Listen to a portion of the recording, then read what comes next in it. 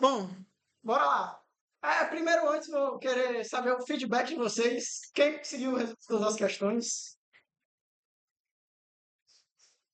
Quem teve dificuldade em algumas questões? Por quê? Caso alguém queira falar. Qual a dificuldade que teve no Go até o momento?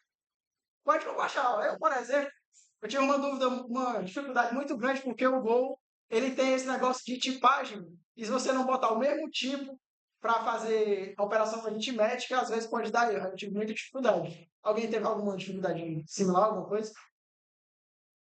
Eu ficava falando com o Vitor. Outro também. Ou as aspas, o parênteses, né? É meio estranho. Bom, agora nós vamos começar, né, a fazer as 6 questões. Vamos começar pela primeira. Como vocês resolveram essa questão? Alguém usou função ou outro método? Ou fez isso tudo direto? Exato. Então, essa questão não tem muito para onde ir, né?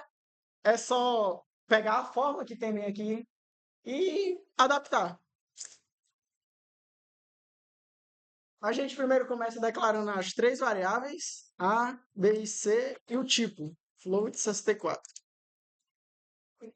E a gente importa a biblioteca do FMT e começa a usar o scan. A, B, C. Vocês preferem que eu faça dentro da função ou dentro do código mesmo? Separado? Bom, a função no Go, como vocês sabem, é func e o nome da função pode ser fórmula de Heron.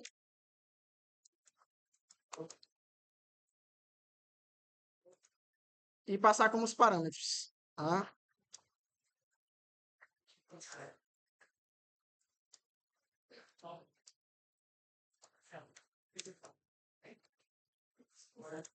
E depois passar o retorno da função.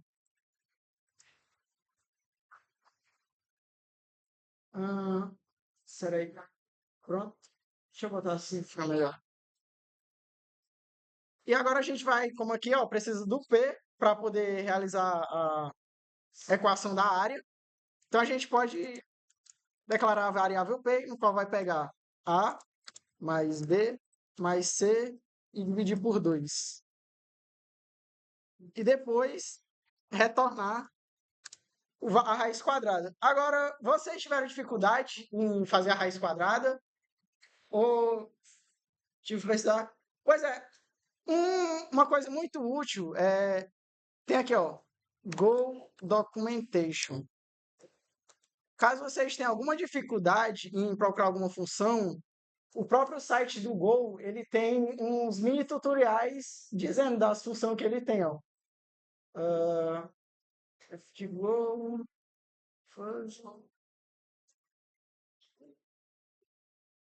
no qual ele vem explicando todas as funções praticamente que tem dentro dele.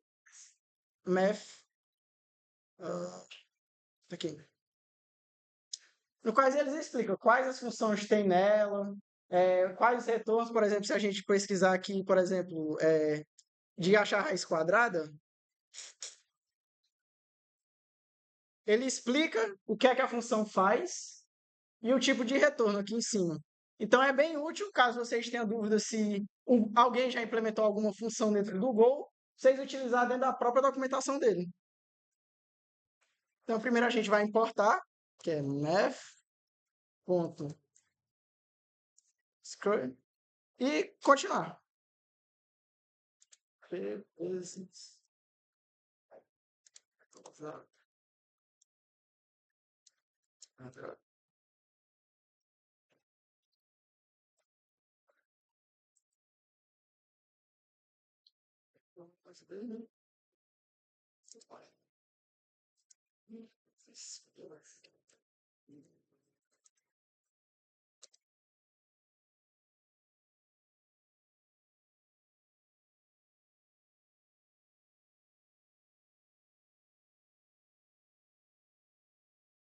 E agora é só botar o printf.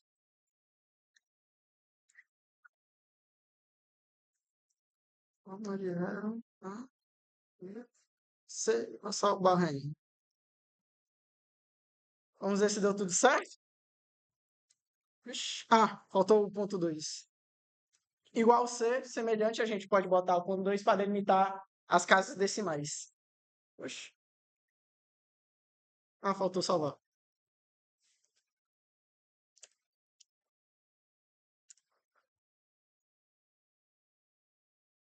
E deu tudo certo. Agora vamos para a segunda questão. Criança, jovem e adulto. Alguém se encorajaria para resolver essa questão aqui na frente?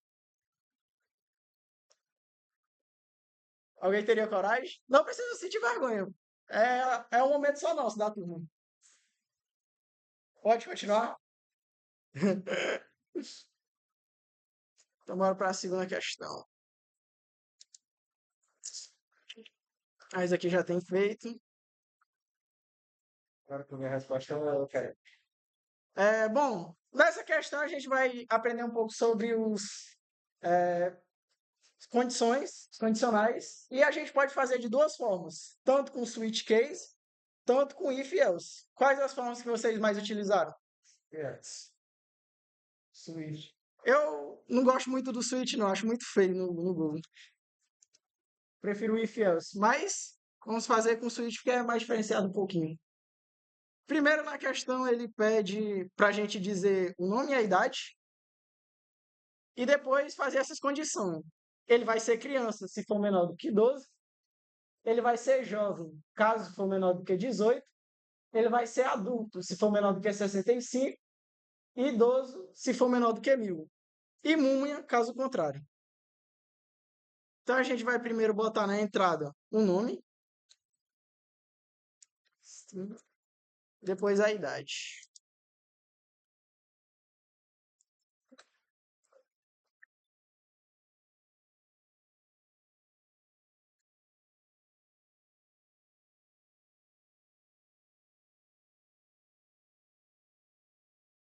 E aqui a gente começa a fazer o nosso switch case. Primeiro caso vai ser caso a idade for menor do que 12.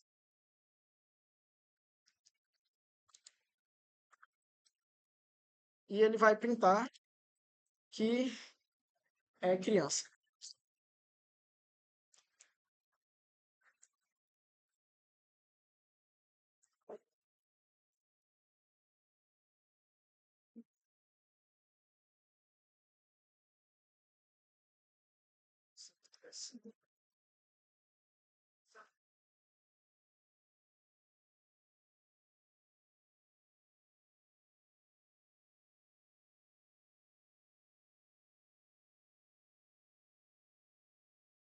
E no switch do Gol, diferente dos demais switches, não precisa a gente colocar o break quando for para um caso para o outro, que é uma facilidade. E agora é só completar os outros, né? Maior do que 18.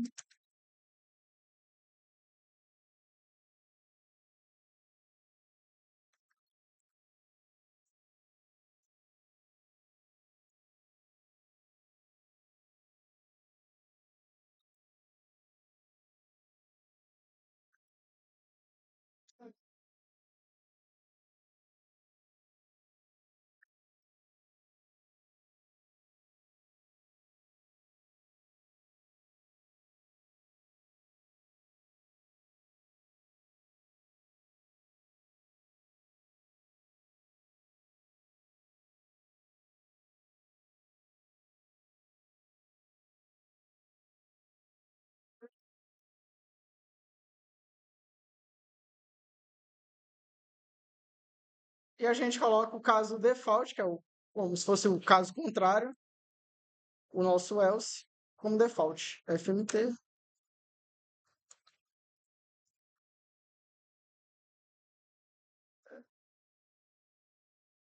Simples.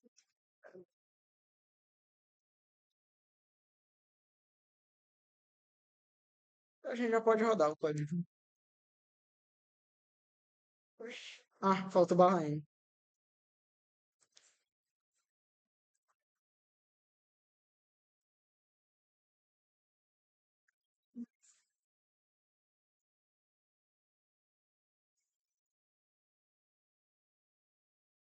Pronto. Agora, a próxima questão é onde começa a complicar um pouquinho, que é a fuga dos helicópteros. Todo mundo conseguiu resolver de boa ou começou a ter dificuldade nessa? Qual foi a maior dificuldade que vocês enfrentaram nessa questão? Alguém poderia dizer? Bom, essa questão, deixa eu mostrar a imagem. É bom a gente separar sobre. Pensar primeiro no problema para depois a gente começar a programar. Bom, seguinte, a questão basicamente é: vai ter um fugitivo e ele tem que encontrar o helicóptero para fugir, e caso ele encontre a polícia, ele é pego.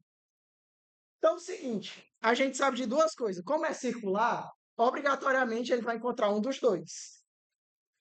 E no melhor dos casos, ele, antes de chegar ou na polícia ou no helicóptero, ele não vai atingir nenhuma borda. Nem vai ultrapassar o 15 e nem vai chegar antes do zero. Zero negativo, entendeu? Então, mas e caso acontecer esse pior dos casos? Caso ele não encontre a polícia até chegar em 15 no sentido horário, o que é que a gente pode fazer? Pode tanto atribuir valor fazer quanto fazer uma operação modular, incrementar sem fazer uma operação modular. Sim, a gente pode fazer dessa maneira. Por exemplo, ele vai no sentido horário, ele está aqui no 10, 11, 12, 13, 14, e ele precisa chegar lá no 4. No 15, ele chegou no limite. E como a gente sabe que é circular, a gente pode dizer, quando ele chegar em 15, o prisioneiro pode voltar para zero, a posição dele. E caso contrário, caso ele chegar em zero, a gente pode fazer que a posição dele se transforme em 15. Para desse jeito, sempre ele não atinja os limites. Acho que vocês conseguiram entender, né, um pouquinho.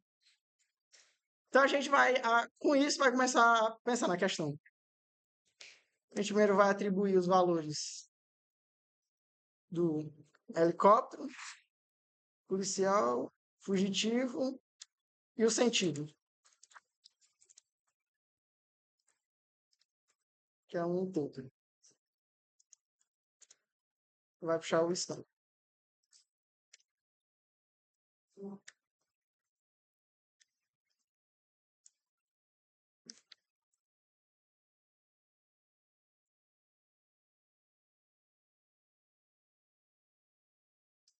Pessoal, uma dúvida. Vocês tiveram muito problema no TKO com o Git, algumas coisas do tipo?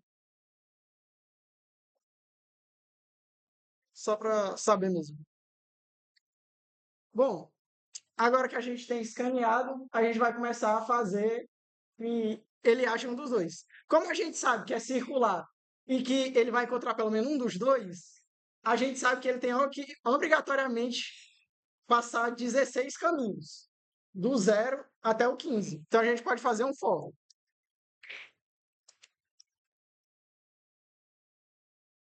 E se i for menor do que 15. E a gente pode colocar as condições, como eu tinha falado. Se fugitivo for igual a policial, a gente consegue botar fmt.println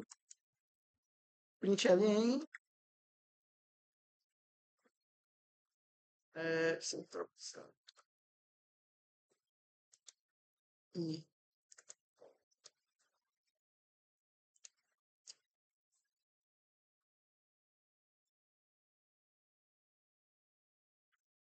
if f igual a helicóptero.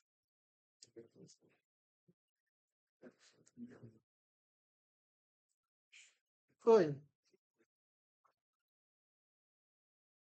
Não, porque no Go não precisa botar ponto e vírgula.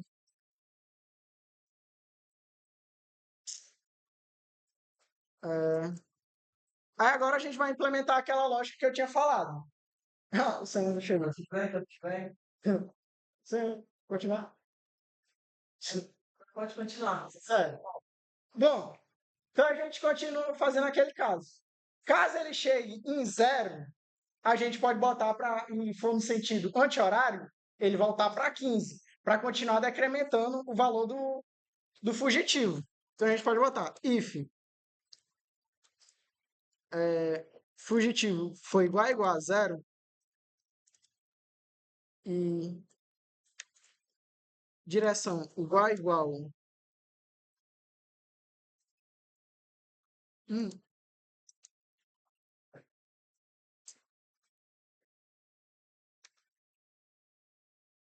F vai receber 15. É o CIF.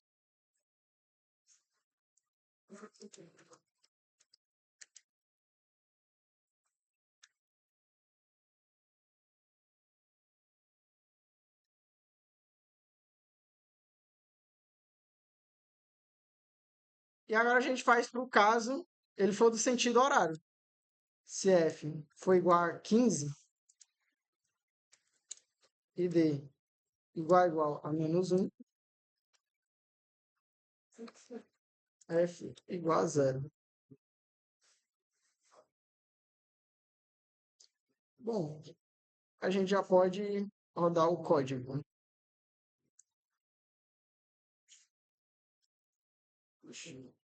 Peraí. Ah, else F mais.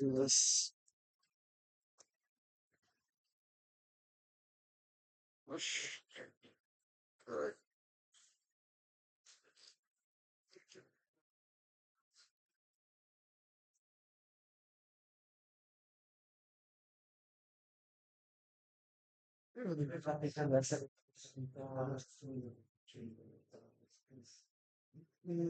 Só que lá, acho que tá aplicando dessas pessoas não é. Se ele encontra o policial, ele. É que eu acho que a ordem tá errada aqui. Não, mas se ele encontra o ferramenta da Brave. Pode pá. Não, ainda tá.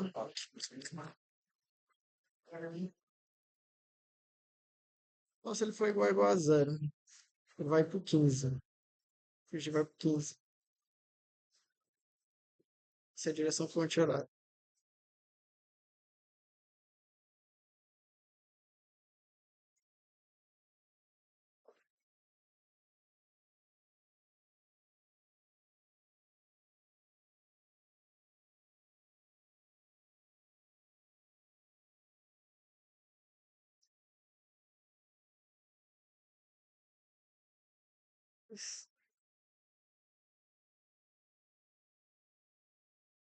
Vocês vão sentir, vai tentar.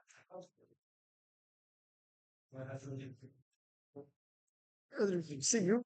Foi. Coisa essa daqui, por acaso. Foi? Tá conseguindo identificar o erro. Não, eu fiz versão modular. Quer fazer ela?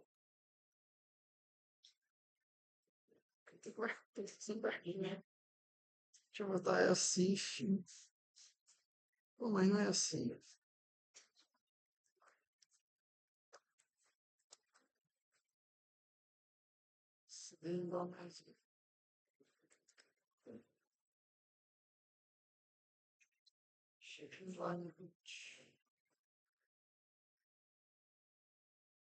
Oxi.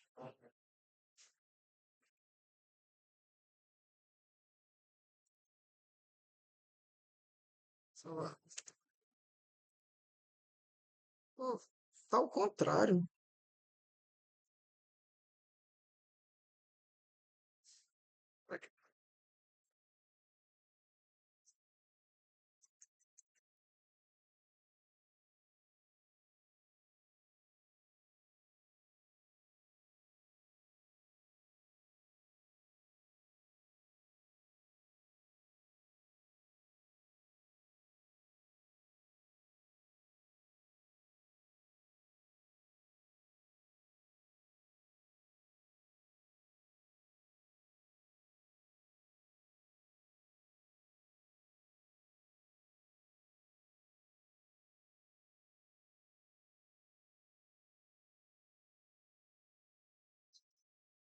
Será que HFD?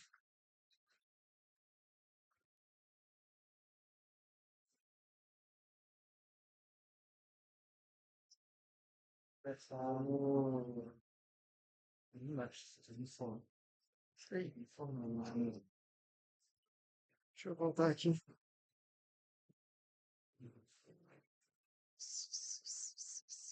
Qual é? É do Fuga, né? Fome. Oh, mas isso aqui eu fiz quase do mesmo jeito. Botei esse diferente, né? Ué, aqui. Não, mas tá do mesmo jeito. Ó.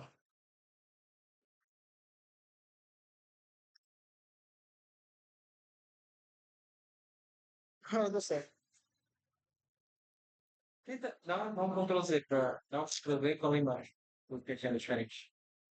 Eu acho que tem que botar que é diferente de 15. Que pode dar 15 mesmo assim. Porque tava pensando igual a 15. É, Mas aí, se baseado ele no. fosse igual a 15, ele já decrementar assim. Ah, eu ia botar 14, viu? Não, é porque parece que, ó, tipo, -1 é um anti-horário. Não, é. É porque antes eu tava fazendo com aqui, ó, na questão ela tá dizendo, ó, -1 para horário. Ah, Ah, então a questão tá errada. E 1 para anti-horário. Ah, então deve ser por isso. Depois vai avisar até. por isso tá pondo investida. É, tem que avisar pro Samu depois. Tá bem por aí. Oi, a próxima questão, Tem mais. pedra na lua.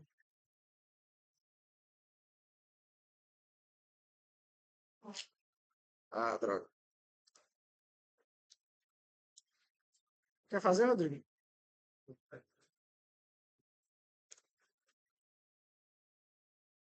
Bom, pessoal, agora a próxima questão é questão da pedra na lua. Como vocês resolveram essa questão? Ah, começando agora dá pra assumir a aula.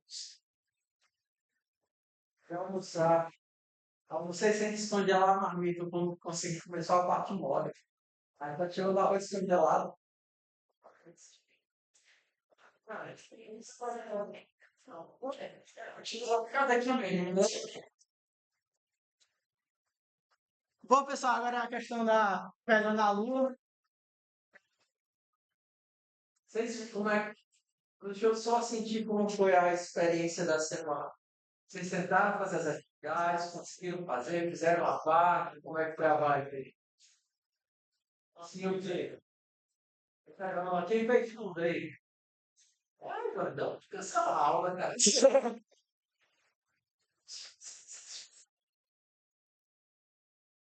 Todos fizeram iguais. Tem a técnica que normalmente eu uso quando a gente. Como eu vou dar 2 vezes a mesma aula, eu vou gravar essa, eu vou gravar com como que. Eu comecei a gravar. Como vocês já fizeram o modelo piloto com piloto? Não. É assim, ó. Fica um com o computador, que é o piloto, e o outro fica ali do lado para ajudar quando uma criatura que está no computador se apavorar ou se perder, tá? Todo mundo fica ajudando e mangando aqui atrás. E aí, a cada 4 minutos, o piloto sai, o copiloto assume, o copiloto chama algum desafeto que ele tenha da turma você não me deu doce naquele dia da reunião, né? Eu vou chamar você. E aí a gente continua assim até terminar a prática toda. Bora começar então? Pode ser? Beleza, né? Certo. Já gastou teu tempo? Vai, quero ver. Então, Rodrigues assume e chama o copiloto, Rodrigo. Algum candidato? Não, negócio de candidato. É alguém que você queira se vingar, entendeu? Tem que expressar seu ódio agora. Bora, mano. Pra namorar, meu ponto é qualquer um, mano. Vem, João. João Gabriel. Da minha alma, né, velho? Vamos lá. A ideia desses exercícios. Vou explicar.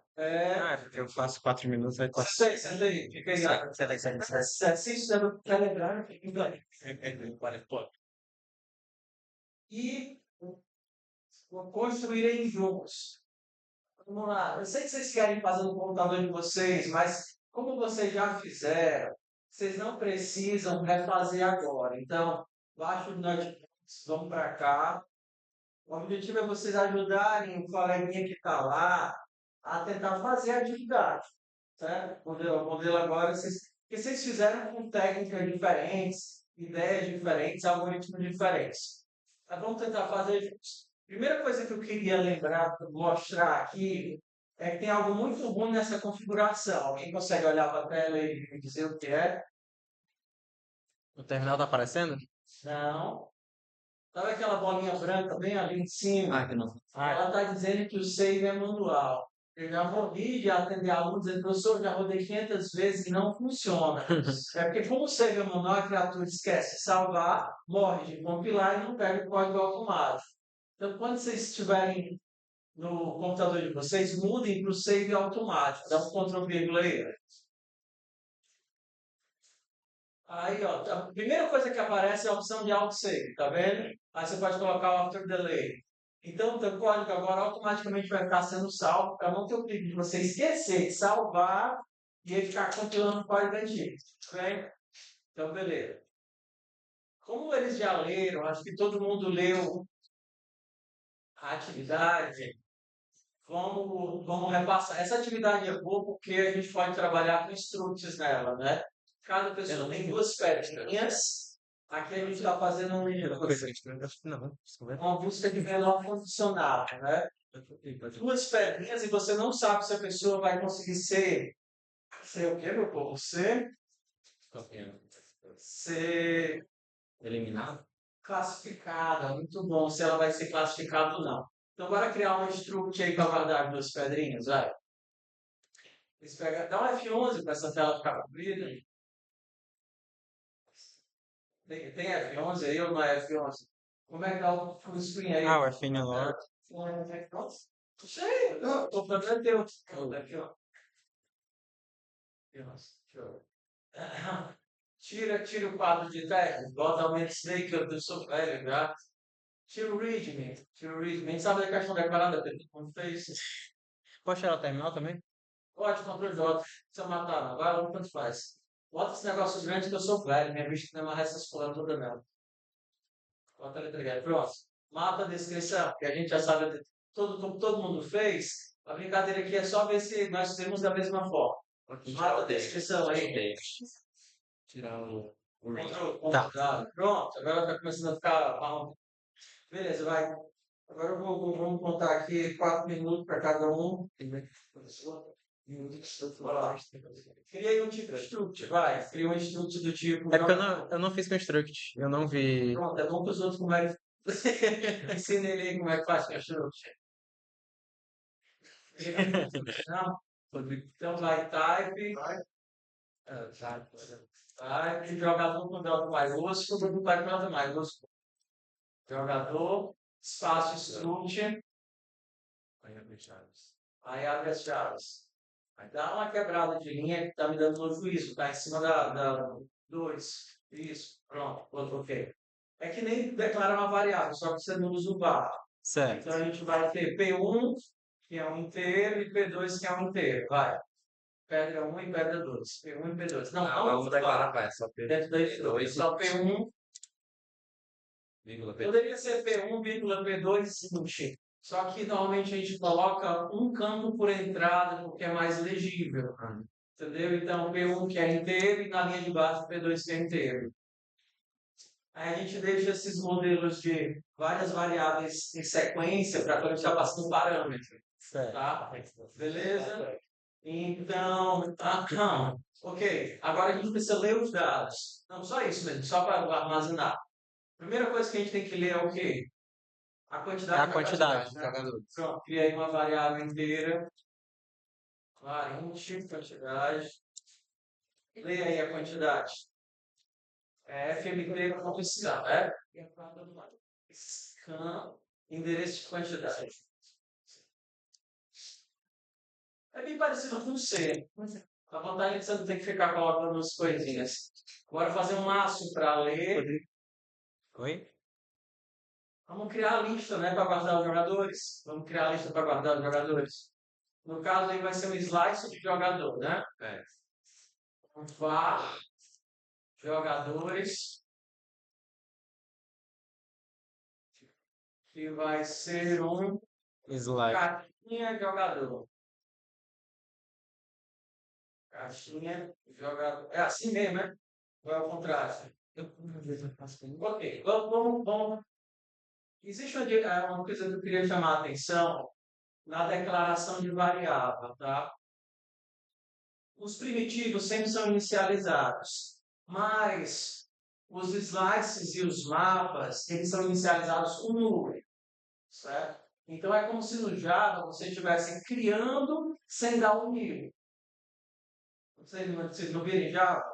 Quando você cria o array list, de fato, a array list só está criada depois que você dá o new array list. Aqui é a mesma coisa.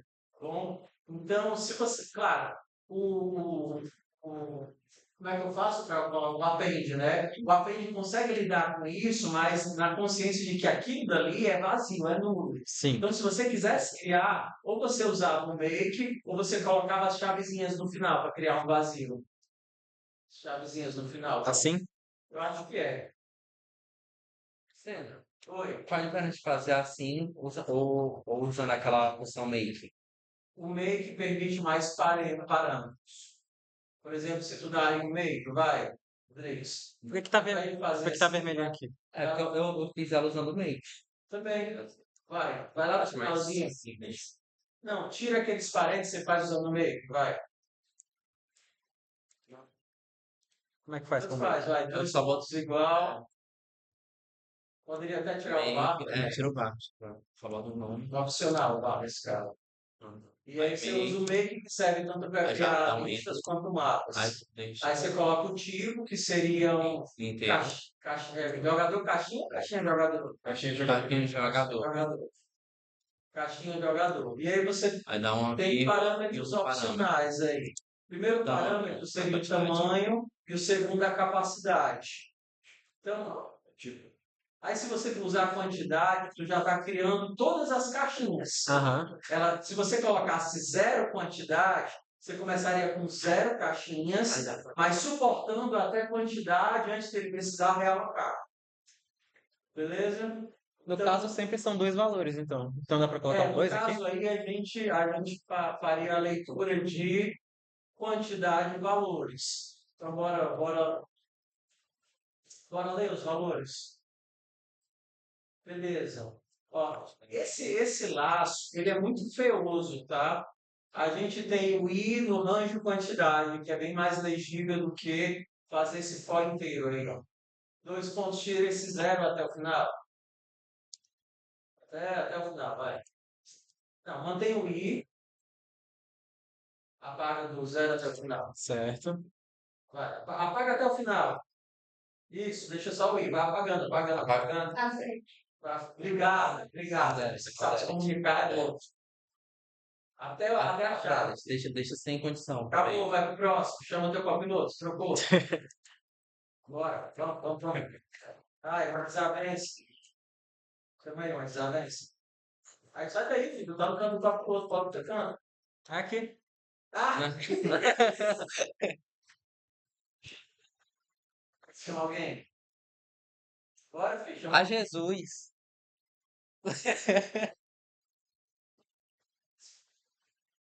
Aqui a ideia é tem que mangar de todo mundo para ninguém se sentir excluído, entendeu? Então, assim, faz parte, entendeu? Vamos, Rodrigo, sai daí para poder o piloto sentar. Chama, eu vou dar uma rede para ti, qualquer coisa. Chamou quem, filho? Eu vou chamar então o Cauã. Vai pro Calma. próximo. Vamos. Cadê o Cauã. Se eu ver, ó, fazer essa escanista.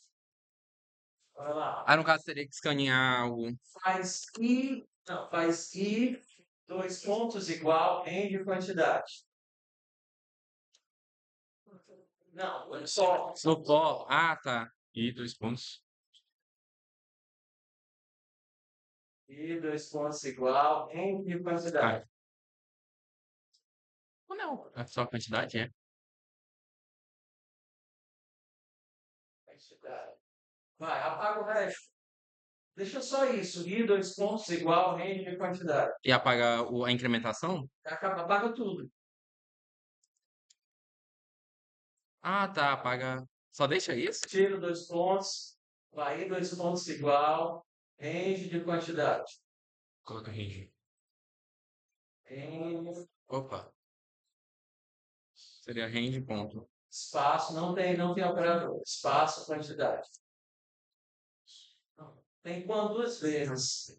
Opa. É porque foi. Ok.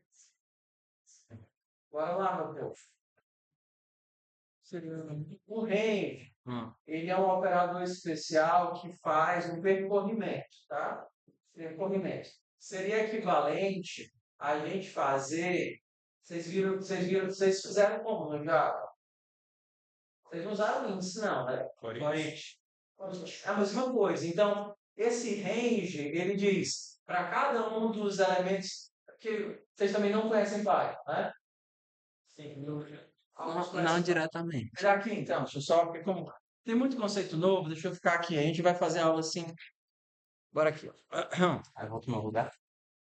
Hã? Pronto, vai para o teu lugar. Vou explicar o que é o range, tá? Tá. Quando você tem uma lista, vou fazer aqui em Python porque é mais fácil de ver, tá? Isso aqui é uma lista, beleza? O range, normalmente, ele te permite percorrer algo. Então, quando eu quero percorrer a lista, range. Calma aí, estou carregando aqui na minha mente. Beleza, voltei. Range. Range de 5. Ele vai te dar uma coisa que é um range de 0 a 5. Bora aí. O range, ele não é uma lista, ele é algo que te permite percorrer a lista. Ok? Então, se eu perguntasse, ei, essa coisa que permite percorrer a lista, transforma ela em lista para eu poder ver, que eu estou usando o Python, só para ficar mais fácil de enxergar, tá? Ué.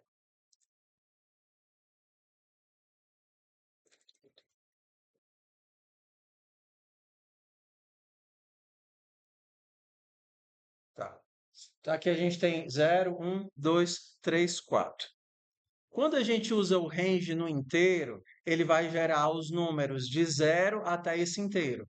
Então, se eu pedisse só para imprimir o i aqui, fmt.println a gente teria isso daqui. Cadê? Às vezes ele fica reclamando que você não usou a variável, né? C++, como é que você... Vocês não viram C++, né? Como é que você avisa em C que você não quer ignorar a reclamação? Vocês faziam assim, né? Void alguma coisa para ele parar de reclamar que você não está usando. Não? Vocês não viram isso, não? Não, tá. Então, as linguagens, dependendo dos flags que você coloca de compilação, elas têm uma marcação que diz: avise se eu não estiver usando uma variável, para que eu não esqueça a variável ali perdida. O padrão do Go é, se você não estiver usando, ele não vai te deixar compilar. Beleza? Só que você tem como contornar isso, dizer, olha, deixa essa variável aí. E normalmente você poderia fazer só uma deferência aqui, jogadores. Isso daqui, esse underline, ele é utilizado quando você quer explicitar que você precisa coletar esse valor, mas não quer utilizá-lo. É o mesmo padrão do Python, tá? Então, quando você precisa coletar um valor por algum motivo, mas não quer utilizar esse valor, aí você usa o underline. Então, eu estou dizendo aqui, ó, ei, jogadores, eu vou salvar nessa variável aqui, mas eu não quero utilizar isso. Então, ele pelo menos para de reclamar. Então, só para a gente ver como é que fica aqui o resultado, ele vai ficar, ó, se eu tinha um elemento, ele vai para 0 e 1. Se eu tinha 2, ele vai para 0 e 2. Então, ele executa a quantidade de vezes daquele laço, para que a gente não tenha que ficar fazendo o laço, aquele laço inteiro, né? E começando em 0, e menor do que 1, e mais, a gente usa aqui o range. Tudo bem. Então, agora eu tenho que ler as duas variáveis. O vetor já foi criado? Já, o vetor já foi criado. Se ele já foi criado, já existem todos os espaços dentro das caixinhas. E cada uma das caixinhas tem dois inteiros que eu posso preencher. Beleza? Então, eu poderia fazer assim, ó. FMT, fmt.scan. Onde é que eu vou colocar a primeira pedra? Jogadores, posição I, ponto P1. Seria aqui, ó. E onde é que eu vou colocar a segunda pedra? Em jogadores, posição I, ponto P2. Aqui vai a primeira pedra, eu preenchi o P1 da primeira pedra, e aqui eu preenchi o P2 da segunda pedra. Mas é muito feio escrever isso, ou não? Ou vocês estão de boa? Uma coisa que normalmente a gente faz quando você tem que percorrer um vetor por índice é tirar o objeto que você está manipulando para não ter que ficar escrevendo a sintaxe de vetor o tempo todo. Então a gente poderia dizer assim: ei, esse jogador aqui, eu vou criar uma variável para ele. Se você fizesse isso, jogador igual a jogadores na posição I, e fizesse jogador P1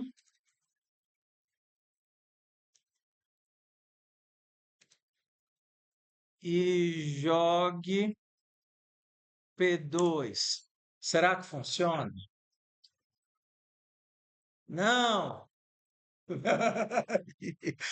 Por quê? O complicado, assim, não é o complicado. A vantagem do Go é que, diferente do Python, onde ele pega primitivos como, por exemplo, vou dar as linguagens que vocês conhecem. No C, como é a regra? Tudo é cópia, a não ser o que você passa por ponteiro, não é assim? No C, tudo não é cópia? A não ser o que você passa por ponteiro e aí ele pega o ponteiro. Como é que funciona no Java, no Python? Os primitivos são cópia e os objetos você passa por referência. Não é assim?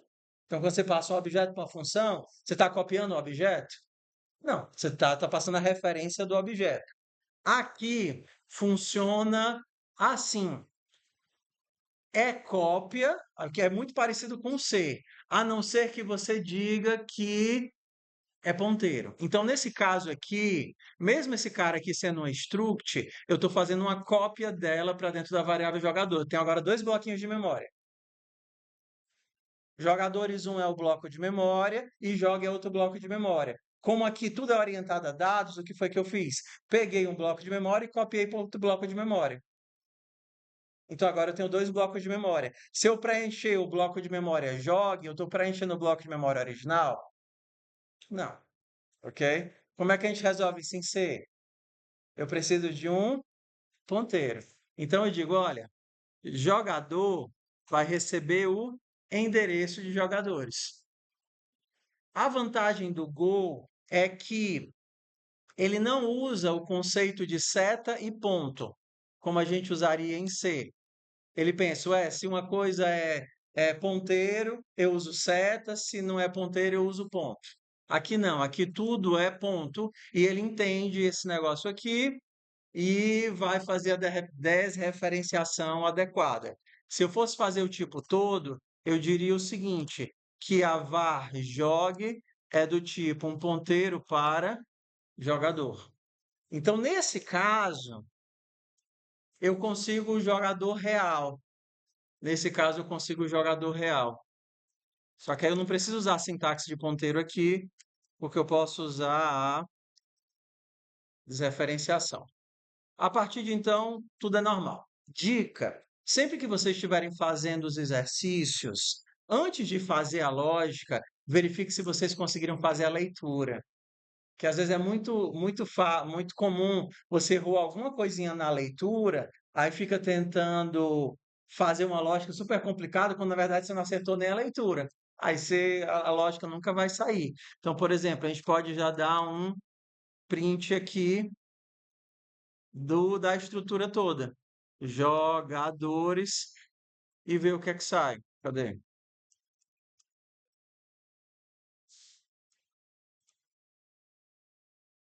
Ó, tá certinho a nossa struct? Certinho? Tinha que carregar o 8 e o 11. Aí ele colocou aqui, primeiro elemento 8 e 11, segundo elemento 10 e o 15. Tudo bem? Vocês podem continuar. Continua para mim, eu vou lá fora. Ver como é que vai estar. Eu? Continue. Aí chamava.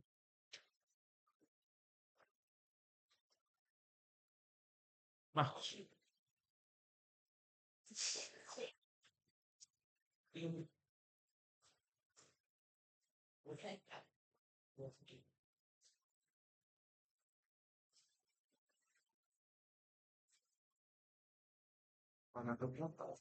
Que isso, cara. Você vai ajudar aqui, então. Eu não quero que fazer ninguém. Não sei, tudo fodeu, já. Eu nem lembro o que essa questão pede. Tem que ver se o valor é aqui, ó. Agora a gente está percorrendo os valores, né? Tá ali na pedra 1 e pedra 2. Tá ali na pedra 1 e pedra 2. Agora a gente pode criar outro for para percorrer as duas pedras e cada jogador. Para percorrer e para fazer a verificação. Tem que ver se atende os requisitos, né? Exato, se é menor ou não. Tira outro for, né? Pode fazer no mesmo, né? Mas acho melhor que a outra. Pode fazer no mesmo for, mas é melhor que a outra. Pode. São J? Fazer aí. Fazer no mesmo?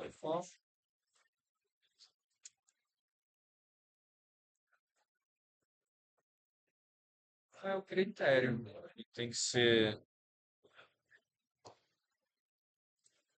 tem que ser maior que 10. Entendeu? Beleza, aqui é a leitura. Então a gente vai ler primeiro, ou tu já vai colocar aí para tentar achar se o cara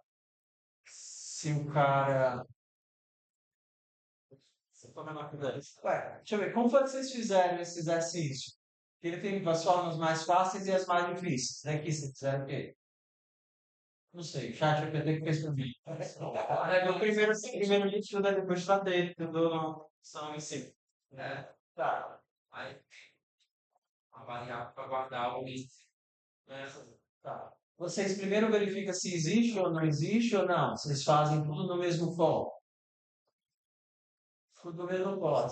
Vocês começam o i com -1 e aí no final, se ele continuar -1, é porque não achou ninguém? Aqui tem várias formas de fazer. Aqui a gente teria o algoritmo clássico. Voltar. O que é o algoritmo clássico? Algoritmo clássico de computação é uma busca com condição. Eu preciso saber quem é o melhor, não é assim? Então, o meu melhor vai começar aqui com -1. Eu também quero saber qual é a pontuação dele, né?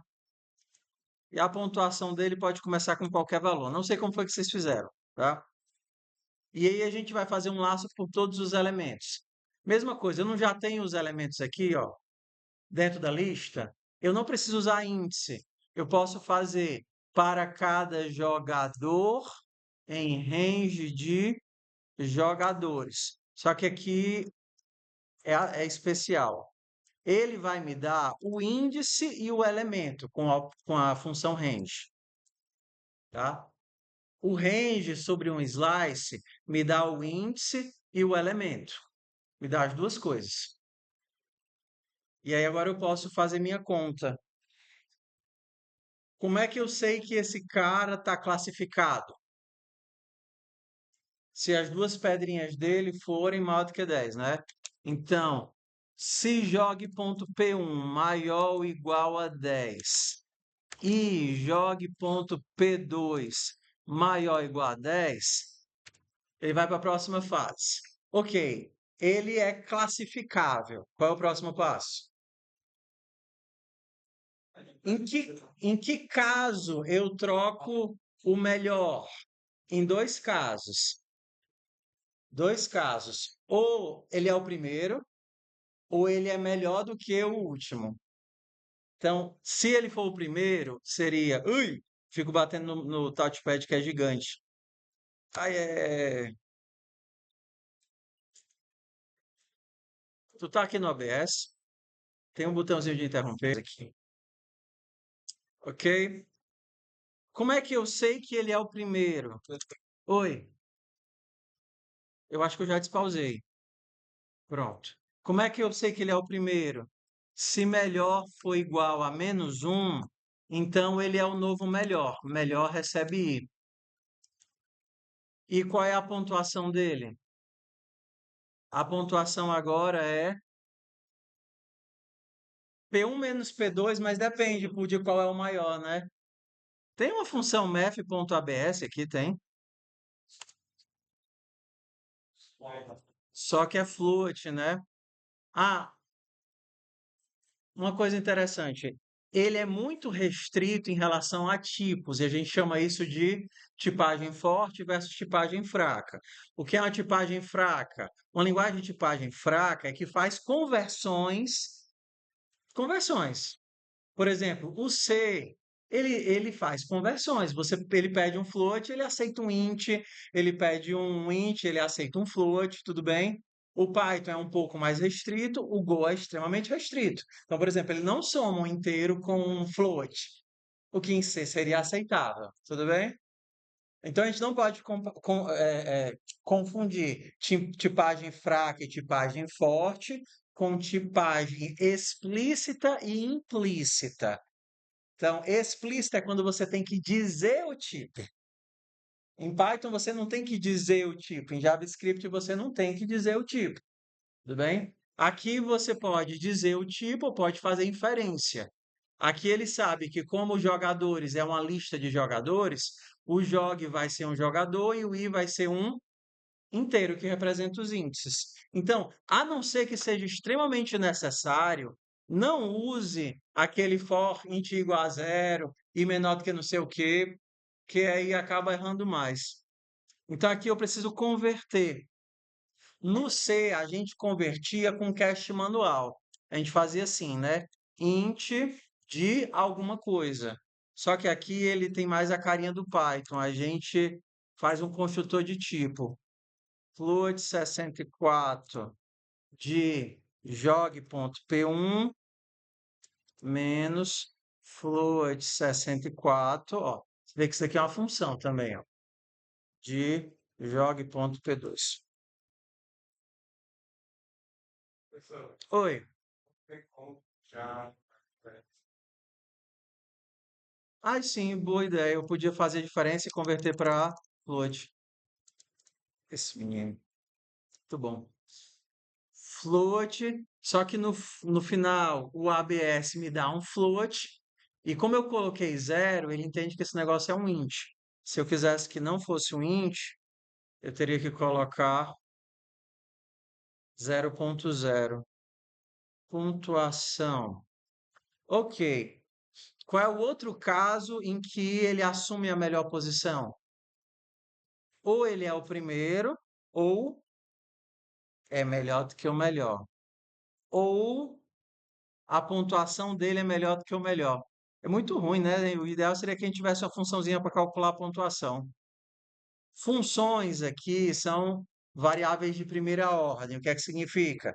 Diferente do C, que funções têm que estar dentro do escopo. Vocês não viram funções lambda em Java, né? Não. Aqui função, mas vocês já viram alguma coisa de JavaScript? JavaScript, você que cria lá o negócio assim. Meu Deus, eu fiz alguma coisa aqui. A, B, A mais B. Já viram alguma coisa assim? Não? Tá, então vamos lá. Você pode criar a função aqui fora. Então, eu poderia ter uma função calc pontuação. E aí receberia o quê? Um jogador, jogador e retorna um inteiro. Aí eu faria ali a nossa conta aqui dentro dele. Peraí, que é ao contrário do meu notebook, aí eu fico errando aqui. Return int 4. Pronto, tá vendo aqui nossa função? Nossa função que calcula a pontuação de um jogador. Algum problema em relação à função ou vida que segue? Oi, ele é copiado. Porque aqui eu não estou colocando sintaxe de ponteiro, então ele é copiado. Ó, isso daqui recebe um jogador e calcula a pontuação dele. Se eu quisesse fazer isso daqui parecer orientado a objeto, é trivial. É só dizer que ao invés de ele receber um jogador, eu digo que esse código é chamado a partir de um jogador. Eu puxo para o lado de cá. Ele não vai receber parâmetro nenhum e vai fazer o mesmo cálculo. Então, vou mostrar a diferença na invocação, tá? Aqui ele está como parâmetro, ok? Então, bem aqui eu faria o quê? Calc pontuação. Não, quero inteiro mesmo. Calc pontuação. E passo o jogador. Porque é parâmetro. Se eu quisesse fazer ó, esse cara não é mais parâmetro, ele é origem. Então a gente coloca ele para o lado de cá. E aí parâmetro ele tem o quê? Nenhum. E aí, ó, como é que o código vai mudar lá embaixo? Ao invés de ser calc pontuação de jogador, vai ficar jogador ponto calc pontuação. Tá, tudo bem. Vocês que fizeram Java, vocês entendem que as funções elas são integradas dentro do código, dentro da struct, dentro da classe, não é assim? Não é assim em Java? Você pega e bota um negócio aqui dentro da classe? Em Java teria essa carinha aqui.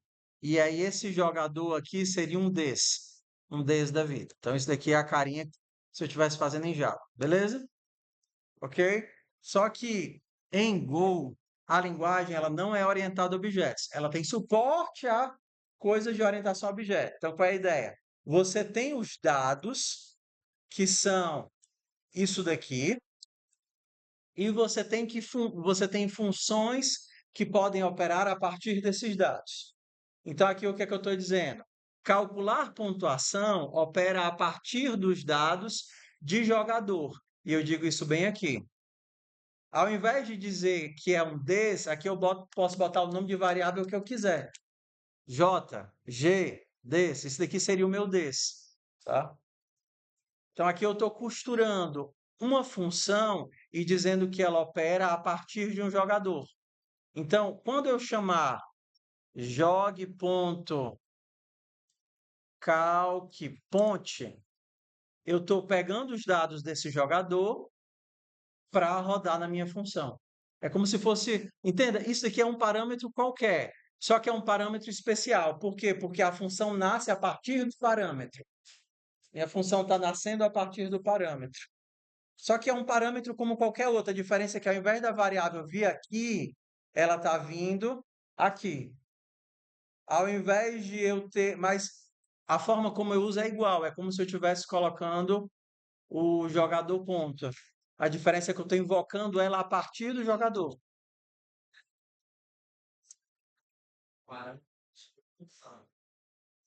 É a struct que chama a função. A struct jogador vai chamar a função, ao invés de a função receber a struct jogador. Existe uma distinção muito grande entre o dado e as funções que operam sobre o dado. Tanto que quando você coloca a coisinha aqui em cima de jogador, ele vai dizer, ó, existe uma função, calc ponto, que opera a partir dos dados da struct jogador. Então aqui é muito orientado a dados. Não é como se eu tivesse aquela ligação intrínseca da orientação a objeto, ou aquele self mágico lá do Python, o des, não existe isso. É um dado como qualquer outro. A diferença é que a função é chamada a partir desse dado. A função é chamada a partir da struct. A gente não tem o conceito de construtor, de destrutor, dados e funções que operam a partir dos dados. Is finir, e só, e only this, não tem mais nada. Não tem mais nada a partir disso. Tudo bem? Então a gente tem aqui, ó, que se eu tenho um jogador e eu quero calcular a pontuação dele, eu chamo a struct.calcular pontuação, que ele vai fazer a continha da pontuação para mim. Então agora eu poderia fazer assim, ó, calcular a pontuação. Então agora eu posso fazer assim, ó. Se ele é o melhor ou qual é o caso aqui? Jogador ponto calcular pontuação é menor do que pontuação, eu assumi o lugarzinho dele, tá? Então, isso daqui é a forminha canônica. Se ele passa no teste e ele é o primeiro ou melhor do que o atual melhor, a gente atualiza quem é o melhor e qual é a pontuação. Acho que ninguém tinha feito assim, não, né? É bom que a gente vê formas diferentes. Oi? Não. O mais perto que você chega de classe é um pacote de dados e funções que manipulam esse pacote de dados. Não existe herança, existem interfaces, mas interfaces não são classe. Tá? A vantagem é que deixa isso bem plano. Não tem mágica, não tem sobrecarga de função, não tem parâmetro default, não tem métodos estáticos, não tem funções estáticas, não tem nada de todas essas coisas aí de ó, tá? Só dados e funções. Quando chegar no finalzinho, a gente tem o valor calculado. Vamos ver aqui se deu certo. Não, o I não, né? Eu quero saber quem é o melhor. Aqui está dizendo que está desatualizado. GPX, upgrade, tal. Aqui é via. Aqui eu estou via PowerShell, né? Aqui é PowerShell, né?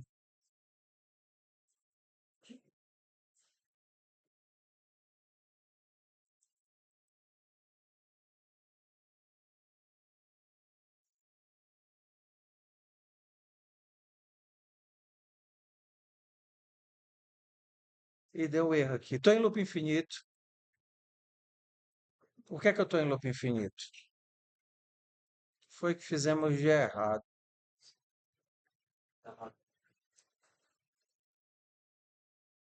Não, foi só mesmo alguma coisa que a gente fez errado. Era para ser -1 mesmo no caso de não achar ninguém. Não, é para apontar onde sai. Ah, é porque aqui não tem todos os testes. Eu acho que vou baixar de novo, tá? É porque a versão antiga não estava carregando todos os testes, ó. Aí como a gente atualizou, eu mandei baixar de novo e agora tem os casinhos de teste. Caso não tenha ninguém, é só para imprimir sem ganhador. Aí é só o B para baixar de novo, mas ele não sobrescreve código, só que sobrescreve os testes. Porque a versão que eu mandei na semana passada estava baixando os testes errados. Então aqui é o quê? Eu sinto falta de ternário pra caramba, viu? Se I for igual a -1, ó, fazendo como no Python. Se for igual a -1, fmt.print ln sem ganhador. Se não, e não é I, é o quê? Melhor.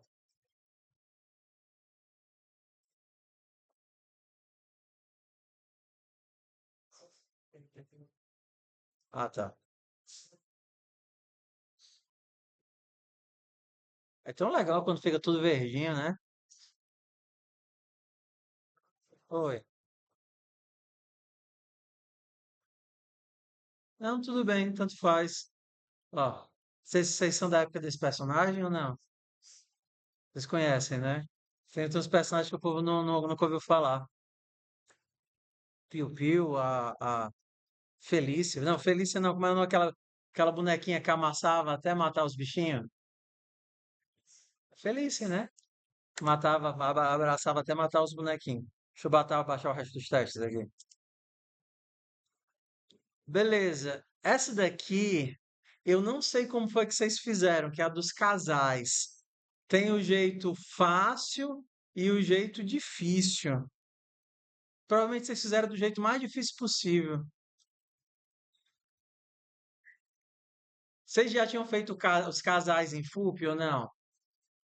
Já. Como foi que vocês fizeram os casais? Comparando por elemento, dando dois cortes. Fica dando. Sim, aí se ele acha uma Ó, já que vocês fizeram do jeito difícil, a gente pode fazer do jeito fácil, né? Vamos fazer do jeito fácil. Ó, então, primeira coisa, lembra sempre de ler e verificar se você leu certinho, tá? Primeira coisa, a gente vai ler e verificar se a gente leu certinho. A gente vai ler a quantidade e depois os animais. Então, bora aqui. A primeira coisa que eu tenho que ler é a quantidade. var qtd, que é um inteiro, fmt.scan, endereço de qtd. Vamos criar o vetor. Nosso vetor de animais vai ser uma lista. Uma lista de quê? De inteiros. Então é um int caixinha ou caixinha int? Putz, eu vou demorar um tempo até caixinha int. E aí eu vou colocar assim. Eu vou começar com a minha lista vazia, porém suportando até quantidade de elementos. Para vocês faz sentido tamanho e capacidade ou eu estou falando estranho? É assim, ó. Como é que funciona? Quando você usa uma estrutura de dados do tipo vector, quando você tem um array fixo, não, ele é criado naquele tamanho. Mas quando você está no C++ e cria um vector, no Java e cria um array list, no JavaScript cria um array normal, ou no Python cria uma lista, o que é que você faz? Ele aloca um bloco de dados e começa a preencher esse bloco de dados. Quando não cabe mais no que a gente chama de capacidade, ele tenta alocar mais memória contínua. No C, seria como se ele desse a gente tem o malloc e o realloc. Vocês chegaram no realloc ou não? Pronto. Então, o malloc ele pede memória, o realloc ele diz: "Ei, vê se tu consegue aumentar esse bloco de memória para mim". Se o realloc não conseguir aumentar o bloco de memória, ele te dá um novo bloco de memória. Beleza? Então, é isso que você está fazendo na tua lista. Se por acaso cabem 5 elementos, se você vai dando append, append, append, append, append, append. No sexto, ele vai dizer, ops, só cabia 5. Aí ele vai normalmente pedir o dobro de memória.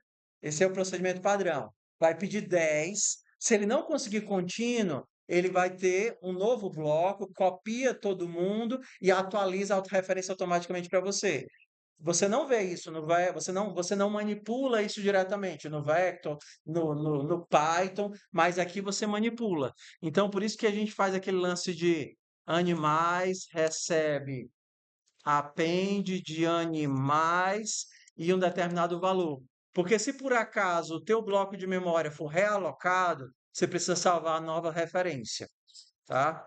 Então aqui a gente tem que a gente vai ler os animais, né?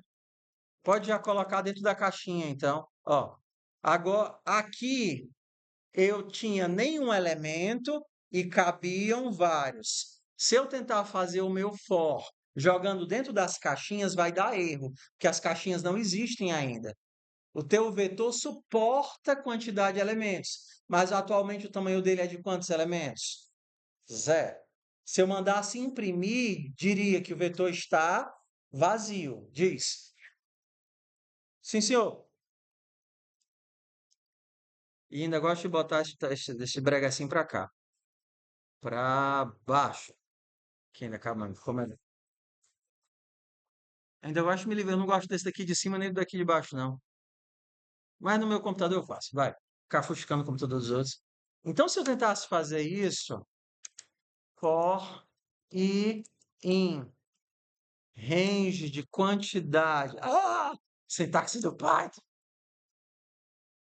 fmt.scan, endereço de animais na posição I, isso daqui daria erro. Porque não existe a posição 0, não existe a posição 1, não existe a posição 2. suporta isso, mas atualmente não existe nada. O vetor está vazio. Quando eu tiro da capacidade e coloco no tamanho, agora ele criou um vetor com quantidade de caixinhas, todas inicializadas com zero.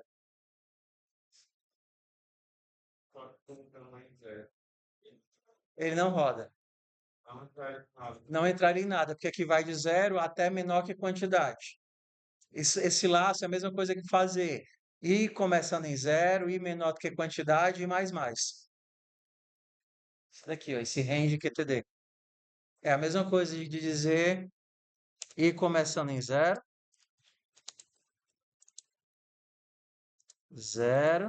i menor do que quantidade e mais.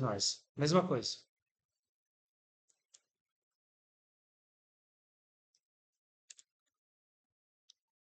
Tenho todos os meus animais. O que é que a gente faz agora? Verifica se você leu direito. Print de animais. Sempre antes de fazer a questão, veja se você conseguiu ler os dados. Tá certo? Tá, né? 1 menos 1 e 2. Então, agora você começa o algoritmo. Então, qual é a ideia? O jeito fácil de fazer. Existem dois tipos de estrutura básica na computação. A primeira é o laço. A primeira é a lista sequencial. E a segunda é a estrutura chave-valor. Vocês não chegaram em mapas em PO, era para vocês terem visto. Então, enquanto no laço você tem isso daqui, eu vou só comentar aqui para a gente poder fazer um exemplo, tá? Como é que funciona o laço? Laço você tem uma estrutura que é assim. Var, nomes. Nomes vai ser o nome... Teu nome, filho de Deus? Hã? Make... Peraí. Deixa eu lembrar da sintaxe aqui. Como é que eu crio preenchendo, hein? Como é que eu crio preenchendo? Eu não lembro, não. Tem como criar preenchendo assim ou é só do outro jeito? Var nomes, que é um caixinha string. É assim, né? Acertei? Pronto, próximo. Beatriz. E aí você, eu também. E a Catiúcia. Não tem nenhuma Catiúcia aqui. É assim? Ou eu tô fazendo alguma coisa errada? Tô fazendo alguma coisa errada. Não. Não tem igual, não. É que eu tô fazendo de errado. Hã? É assim? Ah, é assim? Tira a primeira caixinha. Ah, legal. Pronto. Então, bora lá. É ruim enquanto o cérebro não se acostuma com sintaxe, né? Então, ó, vamos percorrer. Para e valor em range de nomes. Range é operador, não é função. Nomes. Ah, eu não estou em Python. Égua. fmt.printf posição %v valor %v. O %v é um... Vocês já usaram o %v ou não? O D é só para números, o S é só para strings. O D é a forma padrão de texto desse negócio. Ah, não, não, não, não, não, não. Me sinto paralisado pelo medo. Vamos aqui, ó. Então, o V vai pegar o que a coisa for, pegar o tipo texto dela e imprimir. Se é um inteiro, imprime como inteiro. Se é um float, imprime como float. Se é um string, imprime como string. Se é uma struct, imprime como struct. Coringa. Não. você só precisa de outras coisas quando você quer formatar. Por exemplo, você quer duas casas decimais, aí por cento, ponto 2F. Você quer completar com 5 zeros à esquerda, 0,5. Ou então você quer fazer alinhamento, você quer fazer um alinhamento, forçar 10 caracteres com alinhamento à esquerda, e seria um menor que 10S, entendeu? Então, para você fazer formatação, aí você usa os porcento excepcionais. Mas se for só o valor padrão, aí você bota porcento %V. Tudo bem, tudo bem. Então vamos lá. Eu tenho uma lista e essa lista ela é indexada por um número e vinculado a esse número eu tenho um valor. Tudo bem? Então aqui eu teria a posição, é porque deixa eu dar o quebra de linha aqui para ficar melhor. Barra N. Deixa eu mudar o diff. Então pronto aqui. Eita, bugou tudo aqui. É o PowerShell. Culpa do PowerShell. Culpa do PowerShell. Fazendo. Pronto, aqui, ó. Posição 0, Cledenor. Posição 1, Beatriz. 2, David. 3, Catiúcia. Show, né? Ok. O que é uma estrutura chave-valor? Ao invés de a tua chave ser sempre um inteiro sequencial e os elementos estarem sequencialmente na memória, você pode indexar por qualquer coisa ordenável. Então, eu poderia dizer que eu vou usar como chave o nome para guardar as idades. Então, as idades é uma estrutura do tipo chave-valor, um mapa de... Será que é caixinhas?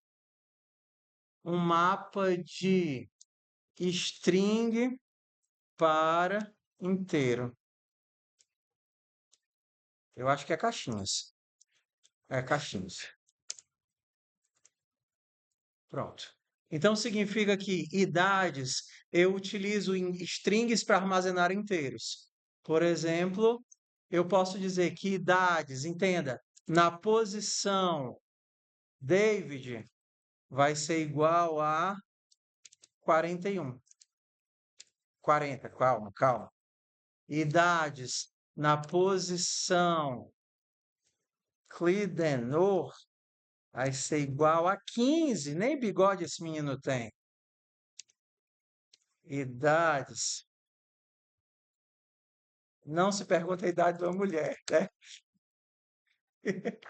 Ou seja, eu estou usando as chaves sendo os nomes para armazenar os valores.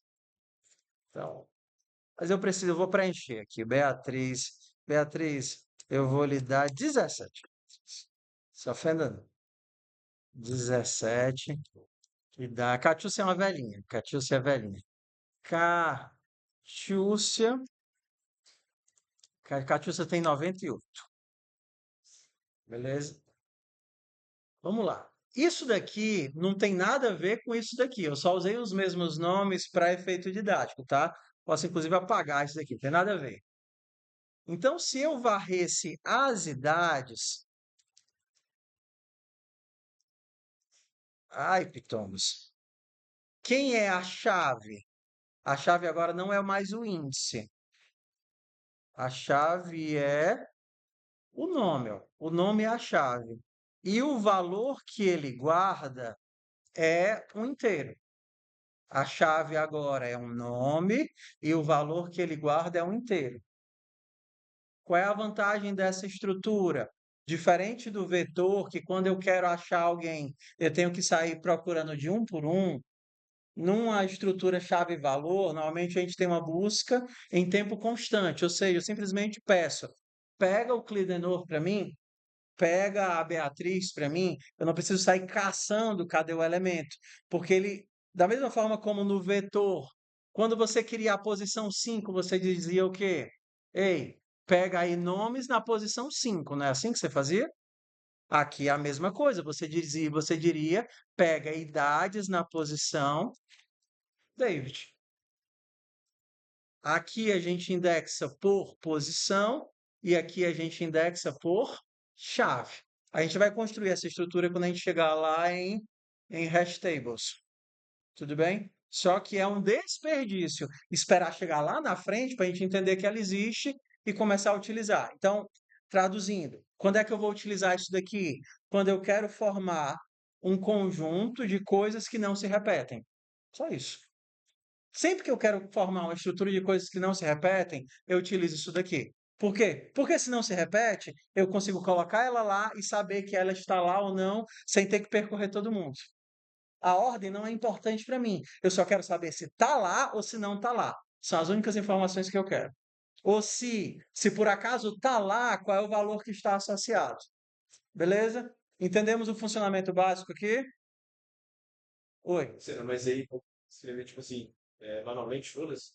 Se fazer um for para Não, a gente vai fazer agora. Então, qual é a primeira coisa que a gente vai fazer aqui? Vamos carregar os dados. Beleza? Vamos carregar aqui os nossos dados. Vamos entender como é o algoritmo. O algoritmo é, eu pego um animal, não é assim?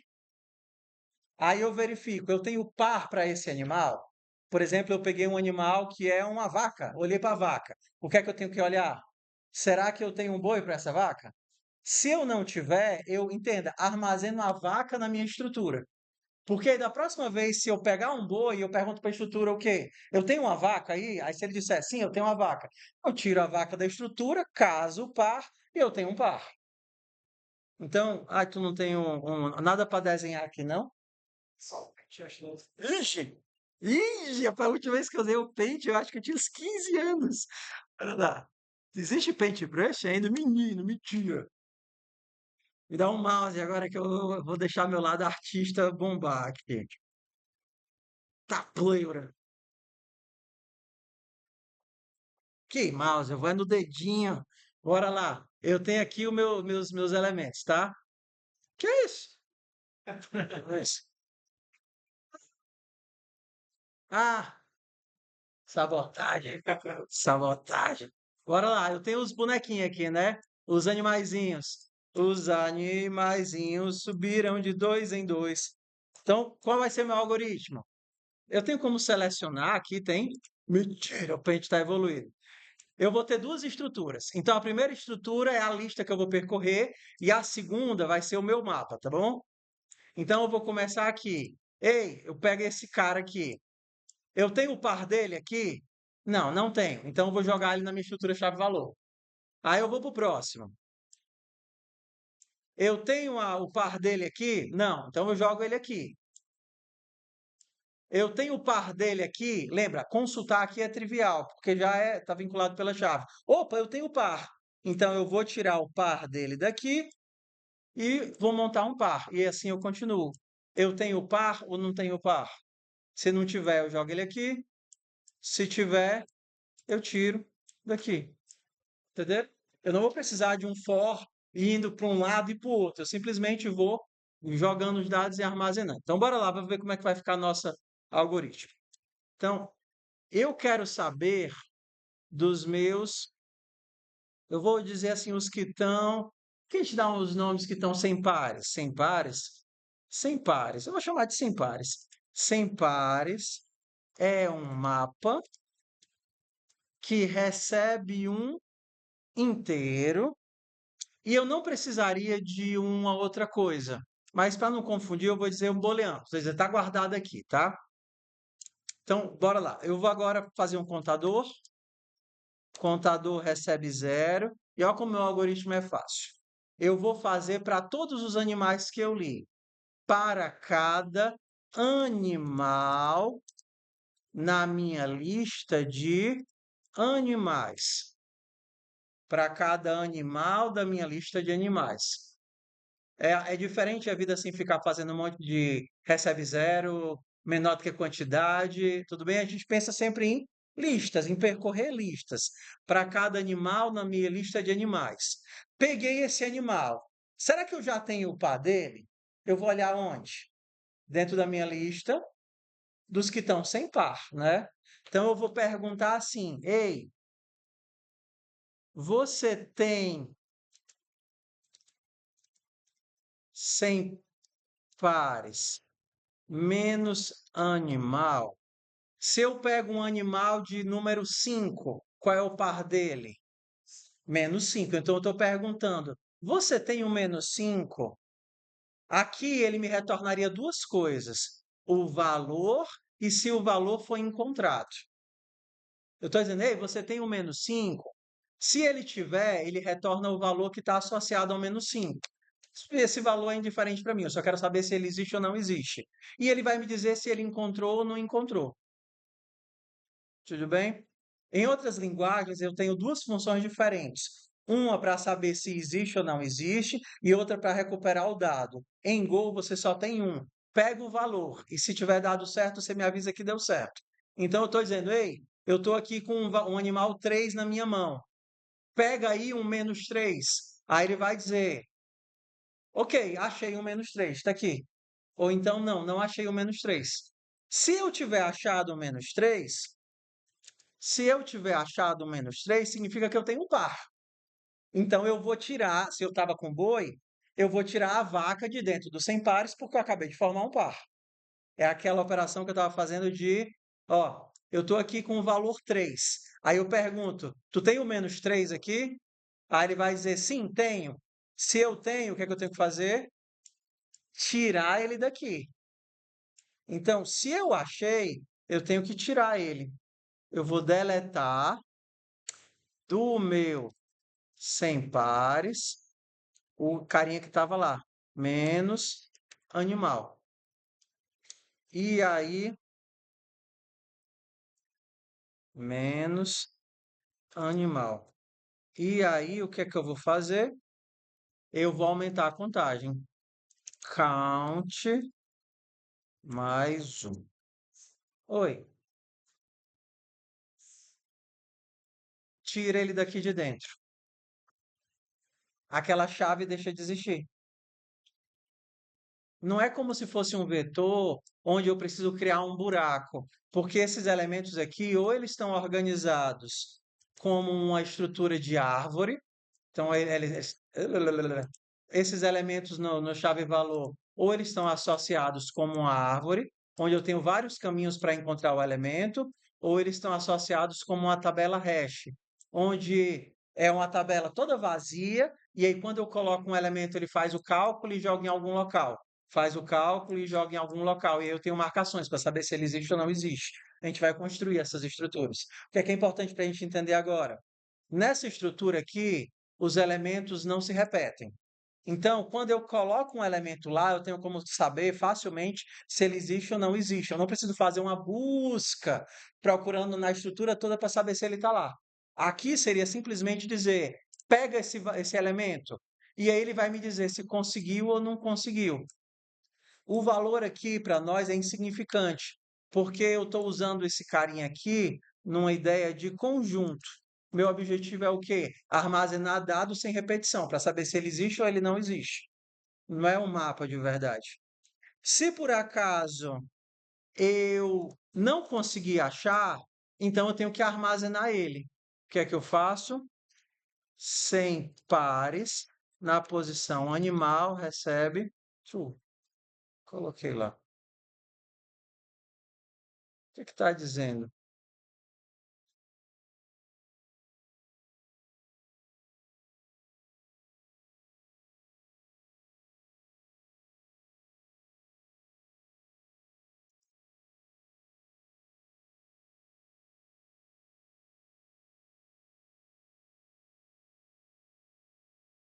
Que é que eu estou errando? Ah, valeu. Cara, esses 2 pontos são do capeta, viu? É horrível esse negócio de você lembrar que tem que usar 2 pontos para criar a variável. Então vamos lá, entendendo esse loop aqui, o que é que eu estou dizendo? Ó, para cada um dos animais que eu tenho que ver, se eu procuro um par para ele dentro da lista dos pares que eu estou formando, encontrou, tira o par de dentro do mapa e aumenta a contagem. Se não, coloca o cara dentro da estrutura. Então, eu estou fazendo esse processo de percorrer a minha lista, jogar ele para cá para dentro, se ele não existe, e se existe o correspondente, eu tiro os dois. E aí, no final, eu tenho fmt.println de contador. É a primeira vez na vida que vocês veem um mapa, né? O